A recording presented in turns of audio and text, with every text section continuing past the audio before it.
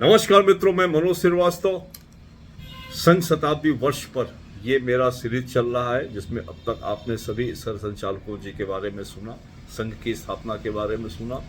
आज मैं से हमारे जो प्रमुख प्रचारक रहे, प्रमुख योद्धा रहे और किन किन घटनाक्रमों में संघ ने क्या क्या किया, उसकी शुरुआत करते हैं। और आज की शुरुआत करते हैं राष्ट्रीय स्वयं संघ आरएसएस के प्रथम प्रचारक की। बहुत मज़ेदार है, इनके बारे में जानना चाहिए, सुनना चाहिए, और मैं शुरुआत करता हूँ। और वो थे पूज्य बाबा साहब आप्टे।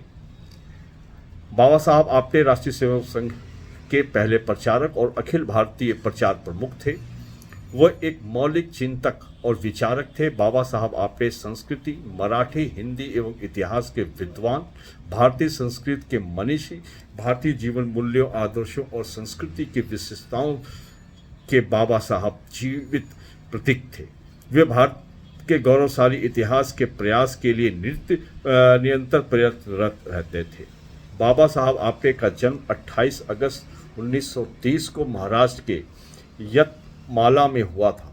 उनका पूरा नाम श्री उमाकांत केशव आप्टे था। बचपन से ही उनमें असीम देशभक्ति भरी हुई थी, लेकिन उनका शरीर कुछ दुर्लभ था। 1920 में 10वीं की परीक्षा उत्तीर्ण की थी। वाचन में उनकी विशेष रुचि थी। धर्म, संस्कृति तथा देश के गौरवशाली अतीत उनके अध्ययन का तथा चिंतन का प्रमुख विषय था। 10वीं की परीक्षा उत्तीर्ण करने के बाद वर्धा में एक विद्यालय में अध्यापक बने। वे छात्रों में विद्यालय की पढ़ाई के साथ साथ गौरवशाली इतिहास, देशभक्तों के प्रेरक चरित्र, स्वतंत्रता योद्धाओं का तेजस्वी बलिदान जैसे अनेक कथाएं भी सुनाते थे। फलस्वरूप बाबा साहब आप्टे विद्यार्थियों में अति प्रिय हो गए, लेकिन विद्यालय के संचालकों के लिए अप्रिय।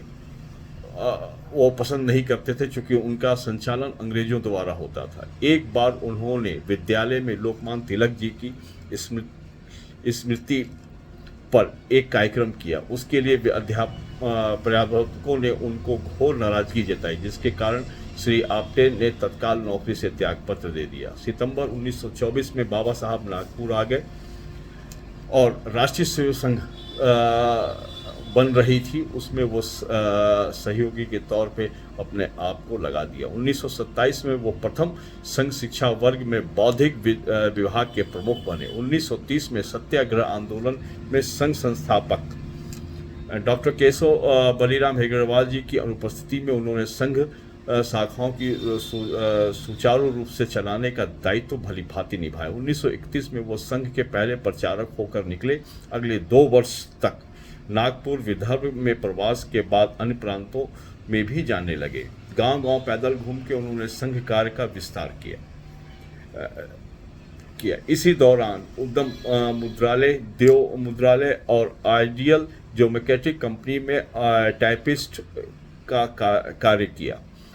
उद्यम पत्रिका में भी वो अपने लेख लिखा करते थे। 1932 में उन्होंने नौकरियों से त्यागपत्र दिया और संघ में प्रति पूरी तरह समर्पित हो गए। 1937 से 1940 तक उन्होंने संपूर्ण भारत में प्रवास किया। अगस्त 2042 में भारत छोड़ो आंदोलन के दौरान बिहार का दौरा किया। बिहार के दौरे में एक किस्सा बताऊं कि उस वक्त बाढ़ आई हुई थी, और उस बाढ़ के विषम स्थितियों में भी ये नाव से रास्ता ना होने के बाद भी अपने चूँकि कमिटमेंट किया था, उस कमिटमेंट के आधार पे ये वहाँ पर गए। और उसी दौरान का एक किस्सा तो लखनऊ से भी मिलता है, और वो ये है कि उन्हें कानपुर जाना था, और वो भी कानपुर में मात्र 4 लोगों से मिलने के लिए, लेकिन रास्ता बंद था। कुछ आपदा स्थिति थी जहाँ पे यातायात पूर्णतः बंद हो गया था लखनऊ कानपुर का।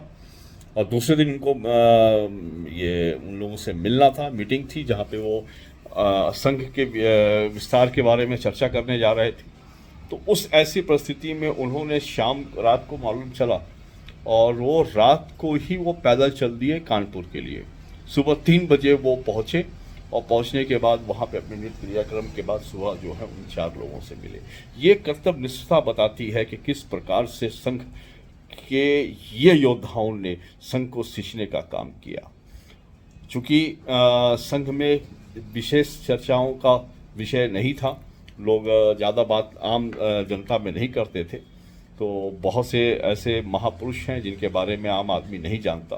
तो मेरा प्रयास है, छोटा सा प्रयास है, आप इसमें सहयोग करेंगे तो ये दूर दूर तक आम लोगों के बीच में जाएगा। इसी दौरान बाबा साहब आपटे ने अनेक पुस्तकों की भी रचना की। 33 श्लोकों वाले राष्ट्रभक्ति स्रोत की रचना की।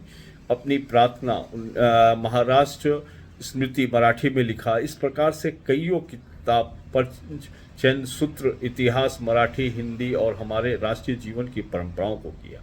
परम पूज्य डॉक्टर हेगड़ेवाल संक्षिप्त चरित्र विचार दर्शन भी आपका ही लिखा हुआ था। डॉक्टर हेगड़ेवाल पंजाब के श्री लाला लाजपत राय चीन के क्रांतिकारी इतिहास का गहन अध्ययन करने के आधुनिक चीन के राष्ट्रपति डॉक्टर सन यान पर भी एक पुस्तक लिखी। उनकी मृत्यु के बाद उन्हीं के नाम से बनी बाबा साहब आपटे इतिहास पुनर्लेखन का व्यापक कार्य हाथ में लेकर बाबा साहब आपटे को सही अर्थों में श्रद्धांजलि दी गई। आज जो इतिहास में पुनर्निरीक्षण का काम हो रहा है वो, और जो एक चिंतन हो रही है कि सच्चा इतिहास बताया। आप सोचिए उस वक्त भी हमारे सामने जो इतिहास पढ़ाया जाता था वो उसके अंदर छेड़खानियाँ थीं, हमारे धार्मिक पुस्तकों के साथ छेड़खानियाँ की, और उसको उन्होंने एक एक व्यक्ति को मिलकर किस प्रकार से एक चिंतन था। और आज उनकी आत्मा जहाँ भी होगी बहुत खुश होगी कि उनके द्वारा लगाया गया वह पौधा आज सच्चे इतिहास के जानने के लिए भारत अग्रसर है। आने वाली पुस्तकों का भविष्य उज्जवल होगा, क्योंकि वो अपना सही इतिहास पढ़ पाएंगे, समझ पाएंगे, जान पाएंगे।